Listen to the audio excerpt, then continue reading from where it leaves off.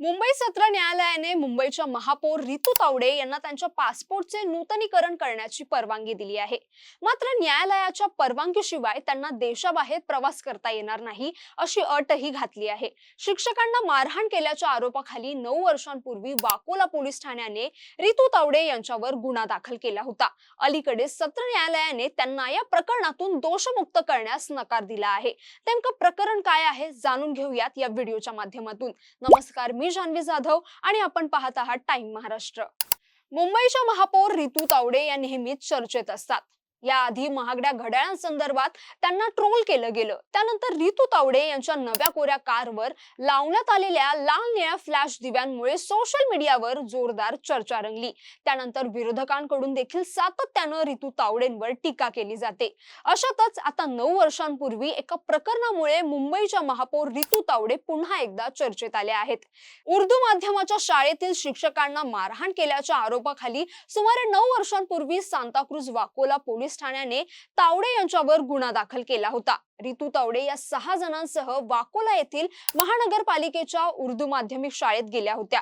कर्करोगग्रस्त शिक्षिकेच्या अचानक झालेल्या बदलीचा निषेध करण्यासाठी ते सर्वजण शाळेत गेले होते. यावेळी झालेल्या संवादाचं रूपांतर हिंसाचारात झालं असा दावा केला जात आहे की या गटाने व्यवस्थापन कर्मचाऱ्यांना शिवीगाळ करण्यास सुरुवात केली आणि 2 शिक्षकांना मारहाण देखील केली. शाळेच्या व्यवस्थापनाने पुढे वाकोला पोलीस ठाण्यात तक्रार दाखल केली होती. शाळा व्यवस्थापनाने आवाजवी प्रसिद्धी मिळवण्यासाठी आपल्या नगरसेवक पदाचा गैरवापर केला असा दावा करत तावडे यांनी दोषमुक्त करण्याची मागणी केली होती. शिक्षकांना मारहाण केल्याच्या खटल्यातून आरोपमुक्त करण्यास मुंबई सत्र न्यायालयाने नकार दिल्यानंतर अडचणीत आलेल्या मुंबईच्या महापौर व भाजपच्या नगरसेविका रितू तावडे यांना पासपोर्ट नूतनीकरण करण्यासाठी अर्ज करण्यास मात्र न्यायालयाने परवानगी दिली आहे.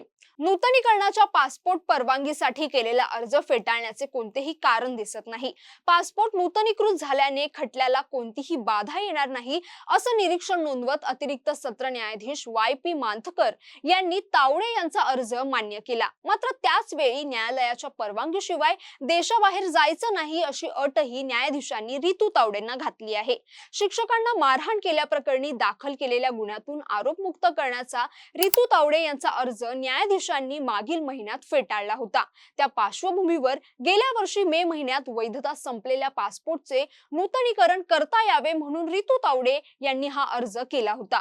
विशेष सरकारी वकील इक्बाल सोळकर यांनी पासपोर्ट नूतनीकरणाला कोणतीही हरकत नसल्याने न्यायालयाच्या निदर्शनास आणून दिले. त्यांच्या पासपोर्ट नूतनीकरणाची परवानगी नाकारण्याचे कोणतेही कारण दिसत नाही. पासपोर्टच्या नूतनीकरणामुळे या खटल्याच्या सुनावणीत कोणताही अडथळा येणार नाही असं सांगत न्यायालयाने त्यांची याचिका मंजूर केली. मात्र न्यायालयाने एक अट घातली आहे, ज्यानुसार त्यांना न्यायालयाची पूर्व परवानगी घेतल्याशिवाय परदेश प्रवास न करण्यास सांगण्यात आले आहे.